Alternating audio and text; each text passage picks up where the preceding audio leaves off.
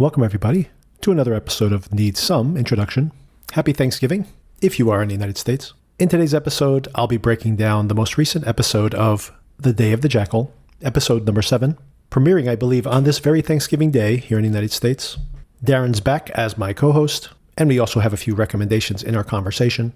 Before we get into that conversation, I did want to draw your attention to some Black Friday streaming deals that might be useful for your pocketbook and for the coverage of shows that are upcoming on this podcast itself. Number one, probably the best deal on this whole entire bunch, Hulu is offering a 99 cents per month annual subscription for their ad tier. For those of you who aren't familiar with this or haven't noticed, basically all the streaming services now have a ad tier, and that's mostly where the growth is coming from. You can also get the ad-free version at a slightly higher cost. So if you don't like the ads, this is an opportunity to get a year of Hulu at a very discounted price. So to be clear, that's $11.88 for the entire year.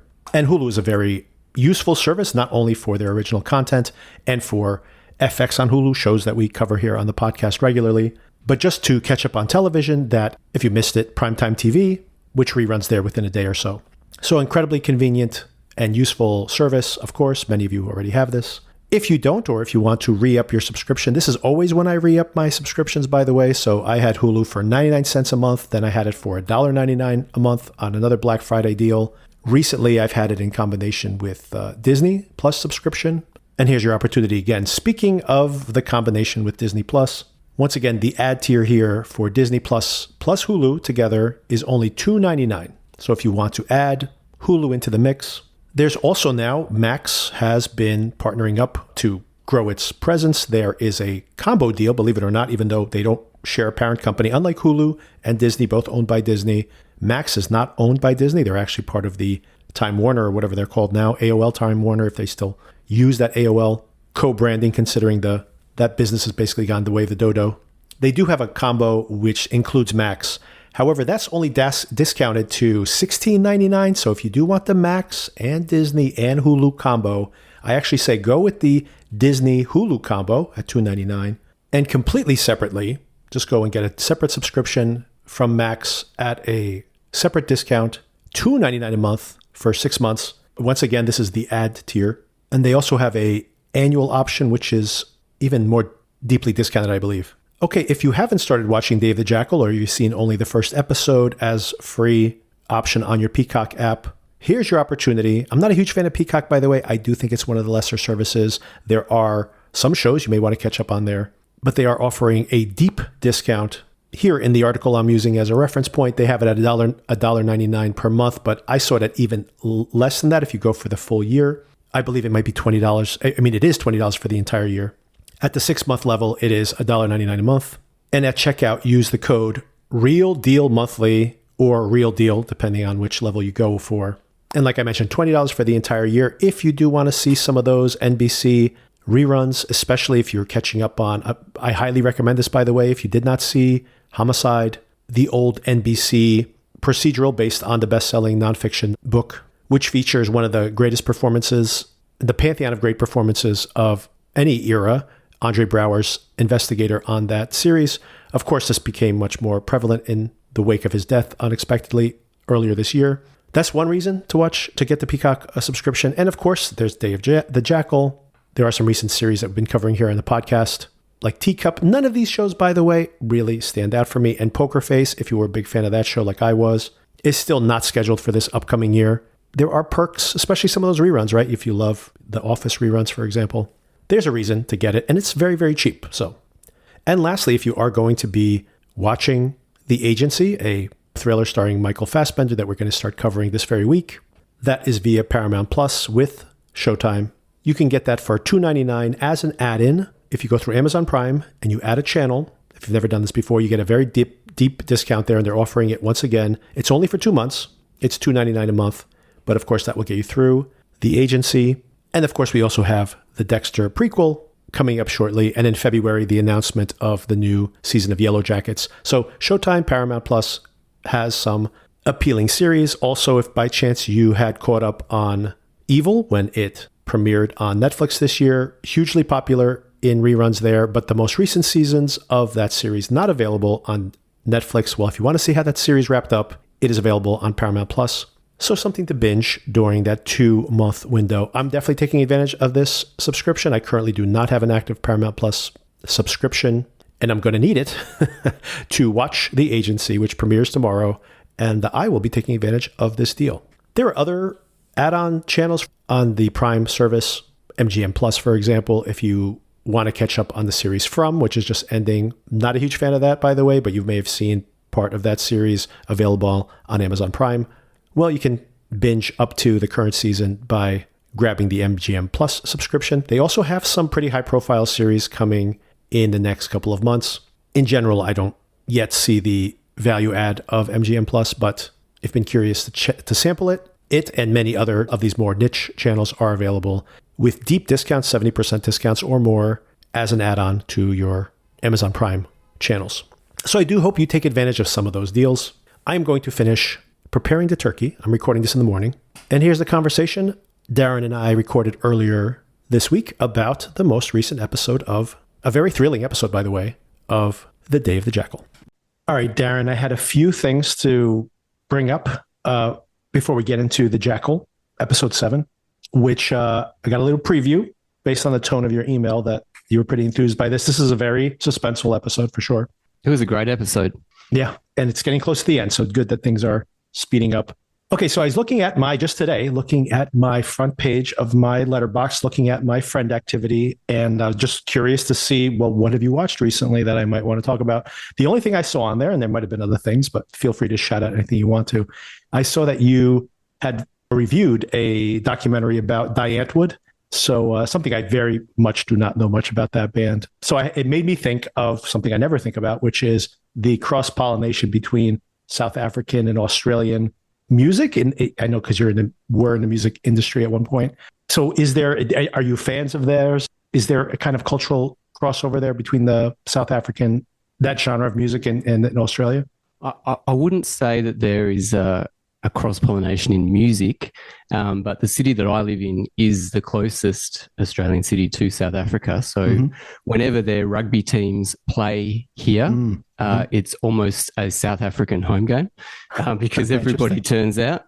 But in terms of the music, I mean, we have a big hip-hop scene here, and obviously, well, I guess South Africa does as well. The band Diantwoord seems very original, and the documentary was quite unlike other documentaries, and it was really focused on the art and the visuals of these people.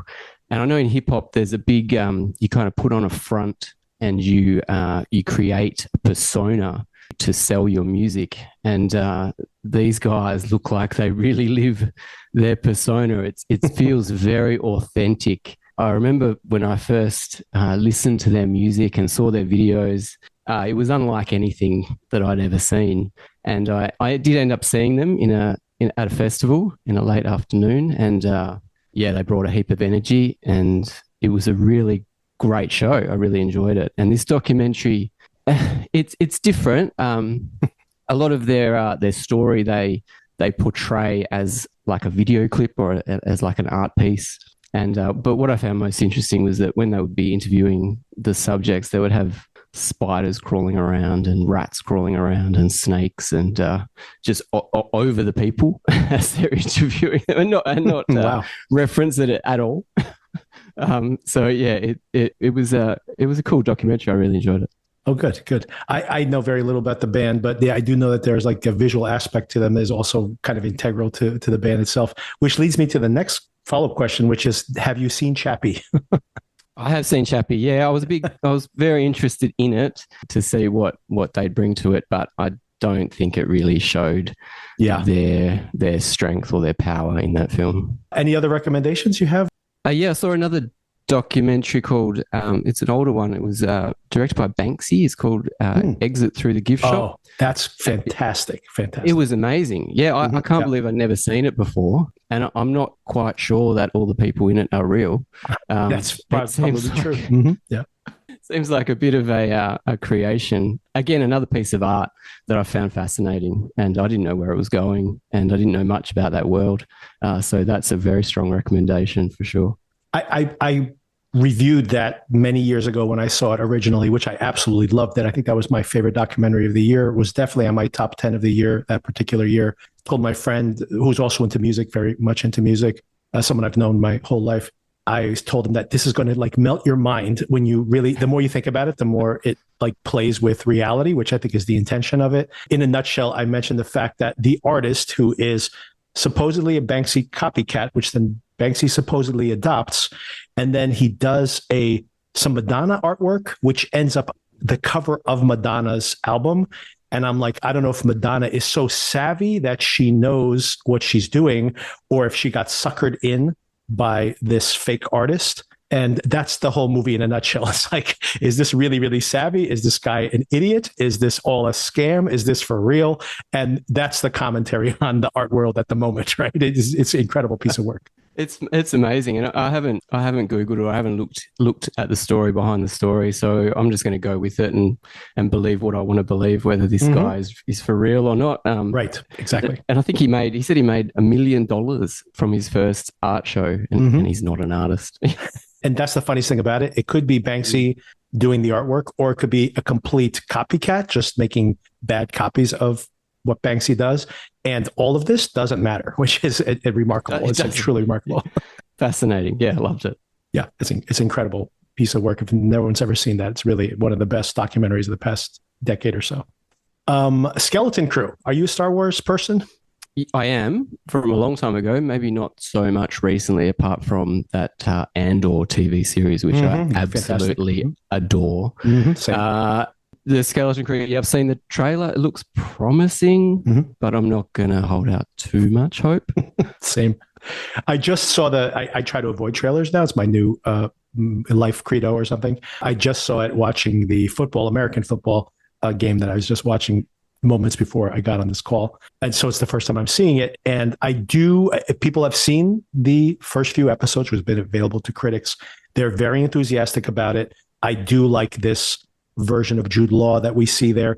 I, in general, like the idea of making a Star Wars series, and hopefully it sticks to this, that is inconsequential. This is what I liked so much about Agatha all along. It does not mean that the whole universe literally is being, decimated by some conspiracy. It's just about these characters and their backstories and their personal dramas. Anyway, all this to say that I feel, by seeing that trailer just moments ago, I feel enthusiastic about this for the first time. Oh, great. Yeah. I'm not going to lie. I'm going to check it out for sure. Oh, I'm going to watch it. I may not finish it, but we'll see how far I get into it. That's basically my relationship with every Star Wars series. Some of them are just like, Ahsoka, is that what it's called? That's like 1 or 2 episodes, and I'm like, okay, I'm done. I'm done after episode 2. I'm pretty much finished with this. Yeah, The Acolyte was the last one. I think I finished it, but I didn't care by the end. I made it 2 episodes in and quit. I think when the space switches showed up, I was like, okay, I'm out. I'm done. Although I might actually, I believe that. Although I might watch the following episode after the Space Witch episode, because I heard it has like the best lightsaber battle in all of Star Wars. I don't know if that's overhyped, but I might just watch that just for that and then be done with it after that. Yeah, I'd agree. That is a good one for sure. And by the way, Koganaga directed the first 2 or 3 episodes of that season, and I have loved everything he's done. And I was just, not enthused by anything I saw there. So. Unfortunately. Interesting. Okay. So here in the US, there's this thing called the $5 mystery movie. So you pay $5 and you go to see a movie without knowing what it is, but you can usually use context clues to understand what you're going to watch, or at least narrow it down to 1 or 2 options, given on what's coming out in the next few weeks. And last week I got to see Gladiator 2 ahead of time. I didn't really like it, to be honest, but I did get to see it earlier than anybody else in the US anyway. I think it was playing internationally at that point already, because it was pretty clear every one of the theaters, each one of the chains, has this $5 mystery movie, and they all had the same runtime. They were all rated R. So it's pretty clear that this was going to be Gladiator, and I showed up and it was Gladiator. So I got to see it a week earlier, almost a week early. Anyway, the reason I bring this up is because the next mystery movie at my local theater is coming out after this Friday, so next Monday. And based on all the clues, it's going to be Nosferatu. So I may get to see it very early. Wow. I'm very excited for this. So I will give I'll give you an update next week if we talk again, when we talk again. Yeah, that's very cool. Did you watch Arcane at all on Netflix? No, I've heard about it, but I haven't seen it yet. No. I just binged it recently. I'll probably put out an episode about it because I was really impressed with it. Like it's some incredible world building. So if you're curious to check that out, I mean, they just dropped the finale of season 2, which apparently is going to be the second and last season of the show. The finale is not as great as the rest of the show has been, but up until now, it's been it's an incredible show. And it's as good as everybody says it is. And even this last 3 episodes, it's really like each batch of 3 is like its own movie. It almost resets the storyline each time. And this, as a standalone movie, this last batch is the worst of all of them. But the first episode of these 3 that came out this weekend is maybe the best episode the show's ever done. It was like pretty incredible. It does like this kind of reset in a really clever way that is like devastating to watch because you just kind of see a version of these people are like so damaged by everything that's happened in the show up until that point. And there's like a moment where it almost feels like, well, maybe there's a chance that this doesn't all go terribly wrong. And it's like really devastating the way that all plays out. It's really interesting if you want to check it out and watch them in batches of 3. I would say that they reset each time. And every time they jump, you kind of get vested in the story. And then they jump to a whole different set of characters. I'm like, I don't really care about these characters. I care about the other characters. And then by the end of that 3-story arc, you're like totally vested in that. And then they keep doing that over and over again. And the world keeps getting more and more complex. And the metaphor of like this kind of political intrigue gets more interesting. It's like really impressive world building. I recommend it. Well, I'm going to put that on my list for sure. Check that out. Another series I haven't heard you talk about is The Franchise. Have you been watching The Franchise? I saw like the first episode and then I didn't get further into it. I might watch it. Do you recommend it? Have you watched it? Yeah, it gets funnier and funnier the further along it goes. And you've got to pay attention to it because the script is very fast. The characters speak very fast. It's a light watch. They're only 22-minute episodes, something like that. But I watch it every time it comes out and I'm finding it quite amusing for sure. Is it still on or has it wrapped up? I feel like we're about episode 7 now. So it should be close to wrapping up. Yeah. Okay. Yeah, for some reason, I thought that it wrapped up the same week as Penguin. I kind of felt like I missed the boat on that. And honestly, I missed the boat on Penguin too. I was like behind on that and finally caught up with it. So that is on my to-do list. So yeah, I didn't realize that episodes were that short. I definitely will. I'll catch up with it. I mean, I have this week off, by the way. So I have plenty of TV watching to catch up on here. But, yeah, it's fun. Yeah, there's a lot of kind of in-jokes, movie-making jokes about it. And Daniel Bruhl, the German actor, plays the artsy director of this giant budget superhero movie. And I think it's quite fun. I was hoping that the first episode would hook me right away, and it didn't, unfortunately. But I love Iannucci. I love the creators of the show in general, the talent behind the camera. I love this concept. Making fun of Hollywood's franchise addiction, I think is hilarious. And what an incredible cast! Like the cast is just full of Billy Magnuson. I love Billy Magnuson. What's his name? The guy Richard E. Grant. Richard E. Grant, incredible. Yeah, these are just. Oh, and what's his name too? I guess he's the producer, not the director, or maybe he's the director. The guy who was in Station 11 and also in Tenet. What's his name? Oh, is that Patel? Yeah. Yes. He's the first AD. Yeah. So it's his job to keep the train on the tracks. Right. Anyway, the cast just totally stacked. I hadn't heard anybody recommend it to me beyond that initial point. So I'll catch up with it and we can touch base on it next time. Cool. I'll let you know. All right, let's get into the breakdown of this episode. We start off, we're in Talon, of course, as we left off from last week. And interestingly, Jackal, who was in a very tight spot last week, was shacking up with Rasmus. Is that his name? Yep, Rasmus, yeah. And now he meets up with Leonora at the library. This is this member of this cabal that's hired him. We still don't know the full details of that. And he asks for help for the first time. What did you think about this? They're at the library just checking out some books. They're saying, hey, can you help me out with this? I got this MI6 agent right on my ass. What did you think about this? Yeah, so he's getting free internet this time. He's not going to a cafe. That's right. Still use the VPN, though. Still use your VPN. Yeah, absolutely. He does ask for help, and it seems like he needs it because he is sick of these people on his tail. And she's only too happy to help. Yeah. And she asks for assurance again, which he can't believe that she asks for assurance. Of course, he's going to get it done. Well, but he still doesn't say that to her. But I think she's quite happy that she can actually do something. Would you have a read on her in any way? Because later on, she's obviously watching what's happening when UDC, he's making the announcement and she's watching on TV and she's very concerned. She seems very vested in what's going on there. Do you get a feeling that maybe she's just worried about like her own well-being, considering her neck's on the line for this whole thing? That's a good question. I'm not quite sure. We did see her with so they have that Succession type person in America that's watching everything on the big screen, the Charles Dance character.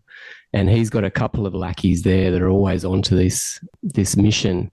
But she does seem to be slightly separate from them. Right. So yeah, I don't quite know, but I do have a sense of who she's talking to on the inside. Do you have to speculate? Who do you think it is? I do. So I think it's Osi, and I think so. Leading up to the first action sequence, he introduces Bianca to this sketch artist. Yes, and he says the name twice. This guy Carlo, I think his name is, or Cole, sorry. And he says the name twice, and I think just before the first action sequence starts, as Bianca's leaving the headquarters to go down to the street, there's a quick shot of Cole reaching for his phone. So I think he's helping do the hit for Osi, who ties back to this cabal. Interesting. That's a good point. I had seen that and had not. Some of these things could be red herrings, obviously, but also I just couldn't figure out what they were trying to indicate there. So that's a good point, because there's obviously an inside guy. Yeah, and I had discounted OC last week because I felt like it was too obvious, but maybe not. I mean, we are late in the season, so maybe it is time to actually reveal who this person is, and we might be getting close to that. Okay, and then I have to talk to you about this for sure. All right, Nuria and her family. Nuria and her family. So she lets her, this woman's got to do a better job of this. She lets her brother in there to borrow $40,000. She's not happy about this, obviously. But she doesn't so trusting. She doesn't keep an eye on this guy, man. And Jackal's watching this whole thing on video, which they got to be considering, man. Doesn't anybody have Ring cameras out there? Of course, they could be watching everything you're doing. He's, taking a gun, he's pocketing some of the cash. He's pocketing more than 40,000 because he flashes the 40,000, but he's like sticking some in his underwear and stuff. Like he's definitely taking more than $40,000. A lot. He took a lot, didn't he? Yeah, exactly.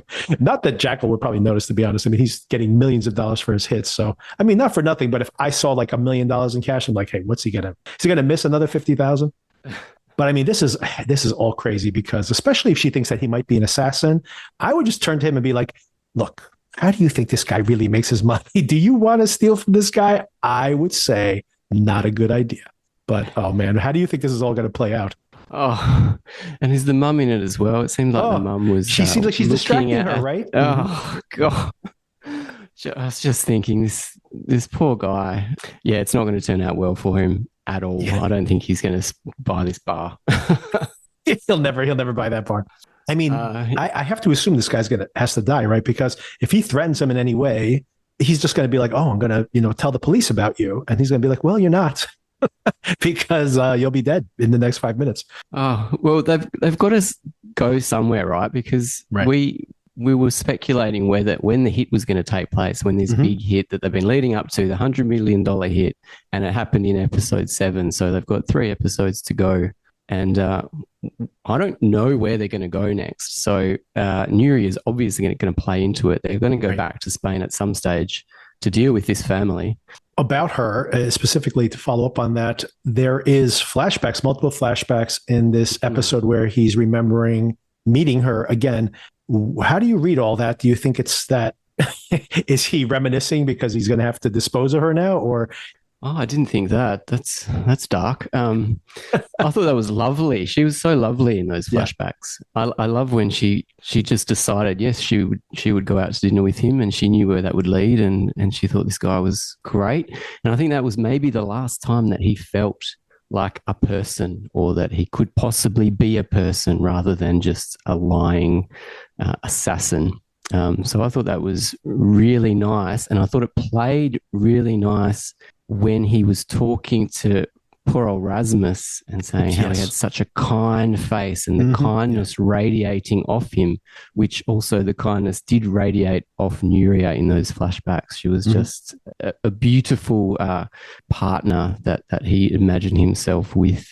And I think he's feeling pretty upset that he just can't be a normal person with these beautiful people. I don't actually believe that he was reminiscing over her, thinking that, well, I'm going to have to kill her now. That was half the joke. But at the same time, I just think about the practicalities of the situations he's in. But I was thinking exactly in line of what you're describing, is that he is seeing these regular people around him that he could potentially have just regular interactions with. And he has done this to himself. And that is still, and maybe it will come, but that is still the limitation of the show for me. Unlike the original film, where this guy is just a cold-blooded assassin, like literally just absolutely cold-blooded in all his decisions, that we are trying to build some empathy for the killer here. And, it feels like it is tragic in a way that he has put himself in this situation, but this is of his own making, right? Like he is not even like, I need $1 million so that I can live, and then maybe I can be on my own, or even a couple $1 million. He's going after $100 million here, right? Like he's being very greedy and putting everything on the line, risking everything for this. And I still have not been convinced that he would need all this, maybe he's questioning that himself at this point. Yeah, it's a good point, isn't it? I think he's just trying to chase normal emotions and normal life, but he's just incapable of this feeling, I think. And maybe he just likes the thrill, or he knows that he's a fantastic killer, one of the best in the world. And maybe the satisfaction he gets from that is almost finishing to a degree. Maybe it is. Maybe you're right. It's like being an athlete and you're thinking to yourself, I'm the only one that can pull this off. So it's the challenge that that he's chasing. And of course he wants to get paid well for it as well, but maybe it's not the money. It's the achievement. Yes, for sure. Yeah. The world record sniper shot. He already did that, right? He already got their world record sniper shot. He could just call it a day at that point. He'd just be a legend forever. That's right. Yeah, and let's talk about Rasmus a little bit. We have to talk about him again at the end, of course, but just momentarily there. How did you read the scenes, the next morning after they've been together? He's very uncomfortable with Rasmus being romantic with him. How did you read this? Is he uncomfortable with, and maybe it's a combination of all these things. I was thinking that one is he's uncomfortable with playing this role. He's not comfortable with the sexual aspects of it, possibly, or he was reminiscing about his wife. So is he thinking like, oh, I'm cheating on her, I feel a little guilty about that? Or is he like, this guy's probably going to get killed, I don't want to get attached? I think it's everything, right? And it's also, right. Yeah, he's bringing someone else into his world, and the danger that comes with that. And you just knew that Rasmus was going to get it. Oh my God. I know, poor Rasmus. Yeah, we knew that the whole time anyway, especially when he starts saying like, oh, you're so kind, you have such a kind face. You're like, oh no, don't tell him that. He's definitely dead. He gets him in exactly how he thought. He gets him into the venue and exactly where the Jackal wanted to be. Yeah, and he helps him get it. He obviously uses his card. He's like, here, use my card so you can go take a tour. He's like, oh, I want to go see this area. I forgot specifically which area he wanted to see. But of course, he wants to get into that, into the roof area and lock himself inside of an air vent or whatever eventually is what he does. I found it very funny that he goes up to the snack stand and he's just like, yeah, give me like 4 chocolate bars and he like 4 water bottles. And he's like, that's a lot of snacks for a concert. But I love that. And then he's like, oh, €30. Oh, complaining about the price. For a second there, he was, I thought he was going to put his card on and I'm like, oh, he's going to give himself away, or maybe he has a separate card. But of course he pays cash. That's a smart thing to do, especially when you suspiciously buy all these snacks. Oh, I got to go back before we move on. I have to go back to something you mentioned earlier. How hilarious was it during inside the MI6 when we're earlier there with Bianca, the sketch? Here's generic white man. And he's like, I saw that person. I'm like, really? Can you identify this person from this sketch? I'm not sure I would have picked them out. But I guess they did set up that police officer in Estonia, that she was very sharp, right? So maybe she was looking for anyone who vaguely looks like this person she met. But I did find the sketch hilarious. Yeah, it led them straight to him. It worked somehow. Yes, exactly. Yeah. And then after they talked to her, they revised a little bit. Now it really does start looking like him, but they just really just made his hair a little bit spikier. And I'm like, okay, yeah, that kind of looks like him this time. But that first time it was very funny where they're just like, here's like 4 lines of like a generic white dude. And it's like, I've seen that guy before. I'm like, yeah, I've seen that guy every day. Like, I'm just not sure that's enough information. Distinctive mouth or the cheeks. Yes. Just sold it. I don't know how many British people are cruising around Estonia. That's a good point. He does look British, at least. They got that right. Oh, and the other thing I glossed over that I definitely want to talk about is the help that they bring the worst Russian agents of all times, that they try to kill them right in front of, try to kill Bianca and her partner right in front of the MI6 building. Like, this is one of the most ridiculous botched assassination attempts I've ever seen. It was a good action scene, though. It was. And it was very quick, very fast. And yeah, I was right behind it. Loved it when that car flipped and the guy came out, directed straight at her. Yeah, I thought it was great. I like that Charles Dance at least references it, going like, never hire Russians to do this again. At least they acknowledge the fact that this was a terrible job. Inept, drunk peasants. Exactly. That really does seem like someone who has no experience. They're like, oh, you want me to get her in broad daylight? I'm going to roll up in front of the building, and if I see her like have a cigarette break, I'll just shoot whoever comes outside. I'm like, I don't think that's the best course of action. Just letting you know. I mean, even if you kill them, you're not going to get away. No, that's right. And her OC was very concerned. Oh, are you okay, Bianca? Do you want to go back inside? And she's like, no. Soldier on to the next scene.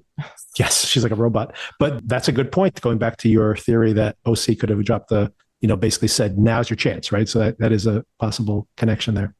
Or via OC, it's getting out. Yeah, very sus on OC, I think. Absolutely.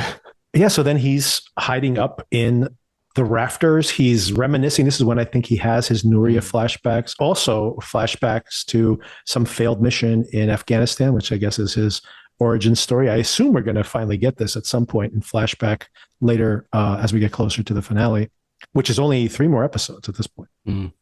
Unlike the killer, by the way, going back to that Michael Fassbender movie, he's not just doing yoga and eating only the protein from his McDonald's that he pays cash for wherever he travels. He's eating chocolate bars and he's doing push-ups or something inside of this vent. Do you think that they're not doing a good enough job of looking into vents potentially for him? How did you feel about that? Absolutely, they're not. But I did like. I actually felt claustrophobic watching him. Yes, in there and crawling through there and trying to stretch and not having enough room. He could just do his little plank move that he likes to do. How he built the gun and how he was peeing in the bottle. I enjoyed the sense of what it would be like just to camp there for. How long do you think he was there? 12 hours more? Probably more, yeah. I do also like that in all these spy films, especially the old Mission Impossible show. One of my favorite things about that show back in the day, we didn't know what the plan was going to be until they executed it. So you'd see them doing all this training or building something, or there was always like, what are they going to do with that? And then you don't really see the whole plan to come together till the end. But we don't really get that. He didn't train himself to be inside of a small container with an oxygen tank or something, which would have been kind of cool to have, maybe a space that wasn't visible from the outside because he can literally see people walking above him. So it could have been something that was even more claustrophobic and terrifying that he had to actually prep himself for. But I guess they have limited screen time here, then I'd spend time on that. I did appreciate it at least. And it was very suspenseful. I can nitpick some of the plot, but it was very suspenseful. Just the idea that people are walking right above him or they can see him from below. At one point, he's afraid that he's been spotted by Bianca. So all of that is very exciting. Especially that there's a grate there that you can open. It's like, well, if you're going to check everything, you've got to check everything, right? Exactly. Yeah, that's absolutely true. I mean, the idea that they wouldn't have opened that and just have somebody, the security team, be like, well, here's all the places you haven't seen. Let me open everything up for you instead of just walking around with a gun and being like, yeah, I don't see anybody. I'm good. All those guys end up dead, by the way. All the guys who are working security on that level. Mm-hmm. Yeah, from his credit card knife that he fashions. Yeah, exactly. That's pretty funny too, right? He makes the knife out of that. That's brutal. Yeah. And then we get to the big day. We have UDC is out there. I thought it was interesting that we have this boyfriend character who gives him a kiss before he goes out on the stage. earlier on, it seemed like they were boyfriends, but they're never. I couldn't get a read on whether these guys were together or whether it was just like someone who worked with him, because they never seemed to have any kind of intimate contact, not even like a handhold or anything. And then, they have this moment where he goes out on stage. So it's kind of interesting that they introduced that at that moment for, I'm not sure what reasons it is. I mean, maybe just to up the stakes that he's romantically involved with somebody who's going to witness his potential assassination. I've got a theory that he's the real UDC. He's the brains behind the whole operation, and the actual UDC who's giving the speech is just a patsy and just the public face of what's going on. But wow, that's just me. That is, you know what? I'm usually the one who goes for those type of theories, and I didn't even see that. But I love that theory that even if this public face would get killed, it doesn't matter. It doesn't matter. The river still goes live. And while everyone's distracted by the assassination, nothing matters. And that this is all a public face because he's so reclusive, that he's an actor of some kind. And that, I really like that idea, because you think about the sacrificial lamb of Rasmus here, that it kind of creates a kind of paralleling there, which I think is interesting. Mm-hmm. Interesting way to have this parallel between the two of them. So it would be funny if somehow we can speculate at the end what you think is going to happen, but that the assassination is successful when it seems like it's all going to fail, and then it actually succeeds, and then it doesn't matter. This was just the sacrificial lamb, right? Just the public face. I would love to see that as a twist. So maybe you might be onto something there. You might have just spoiled the show, by the way. Yeah, he got a lot of close-ups this episode. I was like, why is he getting so much coverage? And he's always eavesdropping on the conversations. He's involved in everything. He's the right-hand man. Yeah, he's always there. You're absolutely correct. If that's the case, it makes a lot of sense that he might feel some responsibility. Maybe they are. I mean, they appear to be romantically involved. So maybe he has, he has to basically imitate him or present this, and he's being coached by him all the time. Then they end up getting romantically involved. And then he would feel incredibly worried if, of course, first of all, his cover's blown if this guy gets killed, of course, just practically. But of course, then this person, like you are basically, by launching this product and everything else, you are putting this person's life on the line. And, you're, so anyway, interesting theory. Yeah, we'll see what happens. Yeah, exactly. And then, of course, it's the big day. Does his performance. The Jackal uses his sharpened credit card to do his killing. And he has one shot left on this gun. By the way, I thought that was going to be the twist. He was not supposed to shoot the gun very much. He's been shooting it left and right this whole entire time. And I'm like, is this thing going to blow up in his hands, or just at least just be inaccurate in its final shot? He can't even calibrate it again at this point because he's got very few shots left. So I thought that was going to be the twist. He was going to make the shot, barely miss. And then, of course, that would give him away, and he would have to be running for his life, and he wouldn't be able to take a second shot. Usually when they're like, you only have 8 shots, that usually plays into the plot later on. But that's not what happens. We have one of the security guards. I'm not even sure who this guy is. He runs out on stage and calls him a fascist or a hypocrite or something, takes a shot at him, gets murdered. So if this is a setup by one of the mole or something, this guy was willing to give up his life for it. So it's pretty committed thing for him to do. And of course, that botches the other hit, his shot. Oh, couldn't believe it. I had to watch it a couple of times. I did not know what happened. Me too. I was confused. Which is a good thing. Right. And the security guard, I think he was part of the venue security. He was maybe head of the venue security. I'm not sure, because we saw him a couple of times earlier in the episode. And so another lone wolf or working for someone, or who knows. But he had no chance. It was never going to come off. And the Jackal did get his shot off, which I didn't realize the first time I watched it. But he did get a shot which missed, and that was it. And he had to exit very quickly. But yeah, great scene. I mean, the build-ups to these action scenes are fantastic, and the scenes are very quick when they happen. Yes, but very thrilling. Yeah. Yeah, there's a lot of build-up, and then the action is very quick. And I agree, all the action in the show, I nitpick some of the character motivations. I'm like, I'm a little confused as to what is happening, and maybe the show will explain it. I have a feeling usually with these type of shows, they're not going to go back and dot their I's and cross their T's, so we might just have to figure it out on our own.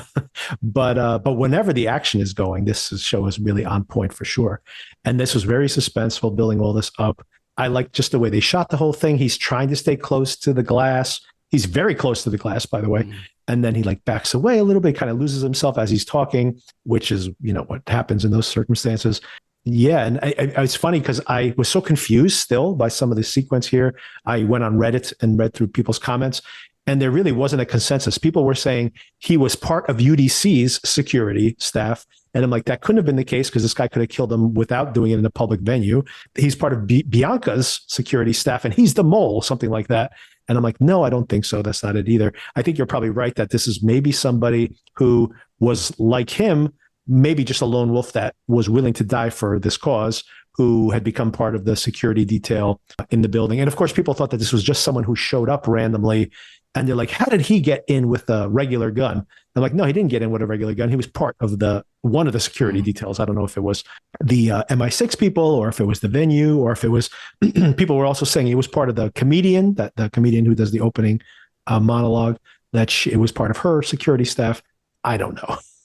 But no, I'm sure that we'll have more detail next episode. I feel like when they had Rasmus fooling around in the security scanner, I feel like he was there operating the scanner or having a chat to Rasmus. That's why I thought he was part of the venue. Yeah, we definitely see his face before, that's for sure. So I'm curious. I mean, I haven't rewatched it enough to pick that up, but I would assume, just my gut instinct is that it is going to be somebody who works at the venue and was probably placed there intentionally, or he placed himself there. And then, of course, like you mentioned, everybody's racing out of the building. I do like the fact that in the chaos, they're like, lock the doors. And of course, the security people are like, we are not locking the doors. These people are going to trample each other. So they're two very different cross purposes there. The Jackal casually walks out, somewhat casually. He runs quickly, like everybody else, to make his escape. And he's outside. But Rasmus, oh, poor Rasmus. Rasmus does happen to catch him. And he's trying to walk ahead. I like, he's just like walking quickly, like maybe if I ignore him, he'll go away. Or maybe he was just trying to get enough distance from the house, from the building. We're thinking that as well. As soon as I hear that name, it's like, what was he? So Nuria calls him Charles, calls the Jackal Charles. Oh, and I think, I'm not sure what Rasmus had another name for him. I can't remember what it was, but as soon as I heard it, I knew exactly who was calling his name. And I was just like, keep walking, don't turn back. Yeah, and then he catches up to him. And what did he, I thought he stabbed him in the neck, or how did he dispose of him there? Did you get a look at that? I think it was more brutal than that. I think he jabbed his thumb into his neck and choked him to death. Yeah. Oh, horrible. Yeah. I mean, I figured Rasmus could have kneed him in the groin or something if that was the case, but I mean, the Jackal knows how to kill people better than I do. But it was very sad, but expected, unfortunately. And he just tucks him away in that corner and keeps walking. Yeah, and I mean, I assumed he was going to have to kill him once again, because randomly, as I was doing the other question, is like, who was the guy who took the shot at second shooter? Who was the second shooter? As I was doing that research, I did stumble upon just some people discussing the episode in general. And they were saying, oh, like he was an idiot. He should have gotten Rasmus further away or whatever. And I'm like, I don't buy that for a second. He needs to get away from there as quickly as possible. He's just going to get caught up like answering Rasmus's questions at that point. Like Rasmus is like, well, I can't leave with you right now. I got to go back inside. And he just does not have time for that. He needs to get away as quickly as possible. Bianca's like right on his tail. They have a photograph of this guy. He doesn't know this yet, but not a photograph, but they have a much more accurate sketch of him at this point. They've been to the apartment that he stayed at. So if there's any kind of paper trail, even if he's using fake identities or whatever, those things are eventually those loops are going to collapse on him. He's used that same identity to buy credit cards, to buy the tickets to to the concert previously. All these things are going to catch up with him eventually. He needs to get away ASAP and maybe head back to Spain, possibly. Yeah. And again, I mean, now he's at his lowest point. I mean, he failed the job. Obviously, he still thinks the job's open. I assume he wants to still finish the job, but he effectively failed in his plan. And then he's killed someone who possibly reminds him of his wife, or just reminds him of all the good that's in the world. Right. He's got a split. Spain is probably the right place to go to re-energize, and maybe he'll deal with his brother-in-law there. I'm not sure. Oh, right. And he needs to get to somewhere where these people who hired him can't find him, which, of course, the hotel and where he's been recently, or the identity he's used, he's got to burn that identity, because if they can track him onto a plane or whatever, that's trouble, because he has to assume that they're coming after him, right? So he's really bad spot right now. So do you think that the contract's done? That's it, and now he's got more enemies? Well, they're not going to have faith in him anymore, are they? If he failed in his mission. I was thinking about this just as I was taking notes for this conversation. We saw the island off Estonia, wherever he is, where he lives. We saw that he also has these drones that are flying around. So I think this is all setting up like how difficult it would be to get onto the island. I think they're setting up the lay of the land on the island. So I think that he's going to try to make some kind of bold move to do an assassination on the island compound itself. It just seems that we've spent a lot of time on the island to not use that later on. So I think that is part of the end game. But I can't imagine that's going to happen immediately, because they're going to want to kill him. And he should not trust them for a second. If they're like, let's meet somewhere, I'm like, no, I'm not meeting you anywhere. I like that. There has been many shots of the drone swimming exercise that he's been doing. So yeah, the drones are definitely going to become a part of it for sure. Yeah, that's not just there for no reason. And I'm not sure how it would play out, actually. It's also very curious to see what is going to happen, like you said, with Nuria and the family. Like that definitely is going to, pay off in some way. The brother is definitely going to be in trouble, big trouble. The other possibility is that the gun itself, if the brother uses the gun in some way and they track it back to him, that would be interesting.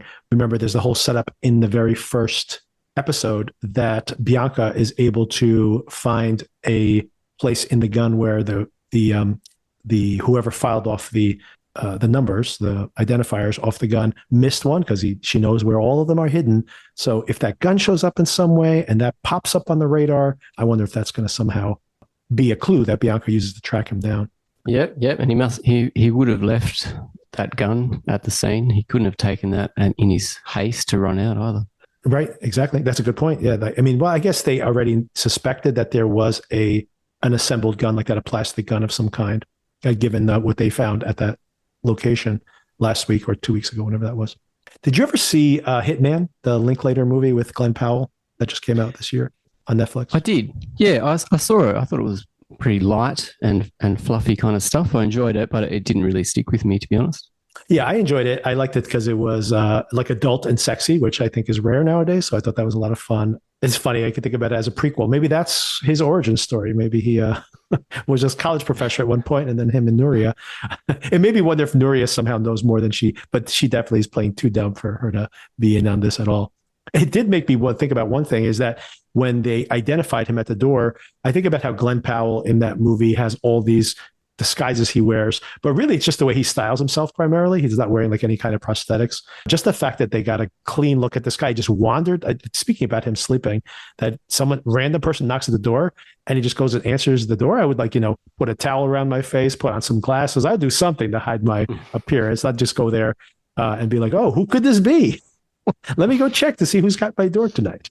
He's too invested in these really complicated prosthetics that maybe a subtler disguise would be not as onerous, and he would be able to pop it on real quick before he answers the door. It's a real part of him, isn't it? So I'm looking forward to seeing what he comes up with in the next. He really wanted to be a special effects artist. That's what he really wanted to do, makeup effects artist. And how difficult would it have been to do that by himself? So difficult. Yeah, to apply it all to himself. Like, this guy's really good. If he needs a secondary job, he's got it covered. I'm a one-man job here for the makeup effects. So we have episode 8 coming this week. If you have to put money down onto whether he's going to try to do his immediate follow-up attack on UDC still while he's nearby, or if he's going to fly back to Spain, do you have a preference one way or the other? Oh, it's so interesting. Yeah, I don't like to predict what's going to happen. I like to let it unfold. Mm-hmm. But I would have thought that he needs to go back to Spain. I don't know why. I just feel like he needs to get Nuria involved in the story a little bit more. Yeah, and that was my gut instinct also. But then I was like, well, he's already in Estonia, so maybe he makes that. But maybe that's the situation. Maybe he goes back to Spain and his cover is blown in multiple ways. Like maybe they know he's there, maybe they threaten his family in some way, and then that drives him back to try to finish the mission. I think I'm wrong about that, by the way, because I think that they are. I think that they're going to be like Charles Dance is done with him at this point. And that's my gut. Yeah, he seems pretty ruthless, doesn't he? Yeah. And he's like, we can cut our losses. But I mean, they really don't want River to go live. And this guy is their best option, right? Those Russians are not going to do it. They're dead. So, I mean, I don't know what other options he has. But he could have hired those idiots to just run on stage and try to shoot the guy without any escape. Maybe that would have been just as effective in some ways. He really is playing Brian Cox from Succession, isn't he? He's yes. I think he makes mention that we liked what that TV anchor said on the broadcast. You know, let him know that. Yeah, exactly. All right. Thanks again, Darren. Thanks a lot, Victor. Pleasure. All right. Enjoy your week, and we'll touch base again next week. Cheers. Bye. All right.